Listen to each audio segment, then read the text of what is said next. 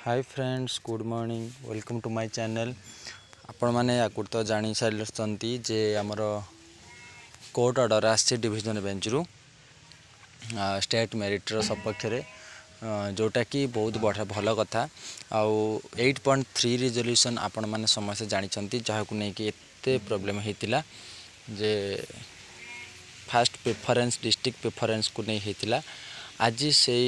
प्रेफरेंसटा को लेकिन कौन करा 8.3 रिजोल्यूशन कौन कराई से विषय आम जाना शेष जाए भिडियो देखते आप भल जानते 8.3 टा कौन कराई। आम जा नेक्स्ट जा देखूँ जो आमर फास्ट जो आमर टीचर वैकेंसी आसला 20,000 किंतु 20,000 रु आमर जो आसला स्टेट मेरिट कथा मुझे कहूँ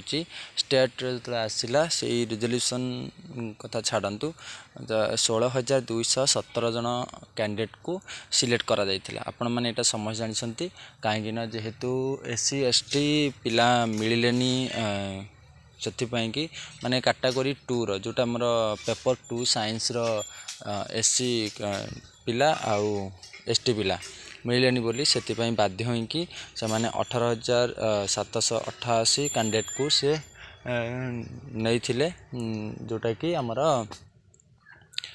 ड्राफ्ट मेरिट लिस्ट जोटा आपण मैंने अलरेडी जानते से विषय आउ से डॉक्यूमेंट वेरिफिकेशन करते 16,213 जन आउ अन्य माने जाई नथिले बोधे किसी अलग जॉइनिंग थिला कि प्रॉब्लम थिला से जाई नथिले केवल 16,217 पिला डॉक्यूमेंट वेरिफिकेशन जाइए जोटा कि अलरेडी ओसेपा को पब्लिश कर सारथिला। किंतु एबे जितेबाला आमर आसी राय स्टेट मेरिट रे तेणु से कौन थी कहीं स्टेट मेरिट को सपक्ष गले माने देखो आमर जो आर्टिकल 14 आउ 16 जो थी 14-16 से आर्टिकल जो 14टा हूँ आमर समस्त को कहार माने समस्त प्रायोरिटी दिज्व माने कहा अधिकार क्षुण्ण करा जीवनी जोटा कि आर्टिकल 14 आउ 16 अच्छी तेणु समस्ते समस्त अधिकार को कई छाड़ी पारे ना जोटा कि लिखाई किंतु आमर टीचर मान प्रति जोटा लिखाई 21A रे लिखाई कौन ना क्वालिटी टीचर आउे कहूँ क्वालिटी टीचर माने 8.3 रे कौन थिला डिस्ट्रिक्ट प्रेफरेंस थिला किंतु आमर 21A रे आर्टिकल लिखाई क्वालिटी टीचर गोटे टीचरटे जो आसबे टीचर आसबे से यदि गोटे टीचर क्वालिटी टीचर थे तार गोटे माने भल पिलाटा पढ़ाई पारे आउ पिला माननकु भल शिक्षा दे पारे से हिसाब रे हम देखा गला बेलू तार फुल अपोजिट थिला 8.3 कारण डिस्ट्रिक्ट प्रेफरेंस रे केबे भी गोटे क्वालिटी टीचर आमे पाइबा नाही। ओके तो से कौन है आर्टिकल 14-16 भी से हम माने कौन तार एगेंस्ट जाऊँगी तेणु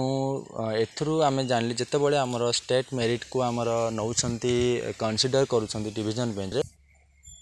सी कौन करूछंती ना आमर ए जो कहतली आमर 8.3 रिजोल्यूशन को से कैंसल करूछंती माने एटा आगु को जो आमर चली आसुला बहु वर्ष धरी जे आपण जते बड़े